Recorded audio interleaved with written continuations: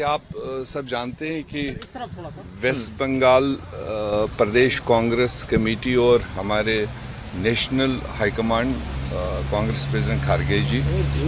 Leader of opposition Rahul ji और general secretary organisation KC Venugopal ji के साथ में पिछले हफ्ते से 2 बार मीटिंग लगी थी, बट किसी वजह से वो पार्लियामेंट की बिजी शेड्यूल की वजह से नहीं हो पाई थी। बट आज 1-2 घंटे उसमें वेस्ट बंगाल सीनियर लीडर्स के साथ में इंटरेक्शन हुआ, जिसमें हमारे फॉर्मर एलओपी और सीडब्ल्यूसी के member, farmer PCC president Adhir Ranjan Chaudhary जी, हमारे सिटिंग पीसीसी प्रेसिडेंट शुभंकर सरकार जी और हमारे सिटिंग मेंबर पार्लियामेंट ईसा खान चौधरी जी और बाकी सारे आप जानते हैं ये सारे लोग उसमें मौजूद थे। और विषय था कि वेस्ट बंगाल में आने वाले चुनाव में पार्टी लीडर्स का क्या व्यू है, कैसे आगे जाना चाहिए, कैसे हम इस चुनाव को देख लें। तो सारे लीडरों ने अपनी राय दी और लीडरशिप को ये बताया, क्योंकि अभी तक काफ़ी सारे बातें आ रही थी मीडिया के ज़रिए और दूसरे तरीके से ज़रिए कि कई कह रहे थे कि टीएमसी के साथ जोट होगा या टीएमसी करेगा या नहीं करेगा,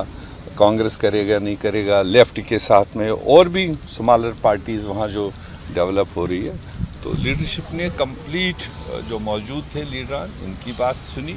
और जूम पर भी कई लीडरों को लिया गया और अल्टीमेटली टोटल लीडरशिप का कलेक्टिव व्यू ये था कि इस बार बंगाल में वर्कर्स, जनरल आवाम भी और हमारा काडर भी चाहता है कि हम इस बार वेस्ट बंगाल में अकेले 294 सीटों पर चुनाव लड़ेंगे, क्योंकि ये इत्तेहाद जोट करने से कभी लेफ्ट कभी दूसरी पार्टी, उसकी वजह से कहीं ना कहीं नीचे हमारा जो काडर है, जो फ्लैग बियरर है, वो कहीं ना कहीं डाउन हुआ है। तो इस बार सारे लीडरों का ये प्लान था, लीडरशिप को बताया और लीडरशिप ने अपना एक फाइनल व्यू यही किया। तो स्टेट लीडरशिप का जो सोच है, स्टेट लीडरशिप का जो अपना जो राय है, तो हम भी स्टेट लीडरशिप के इस व्यू को उनके ऊपर ही छोड़ देते हैं। जो स्टेट लीडर वहाँ मुनासिब समझेगा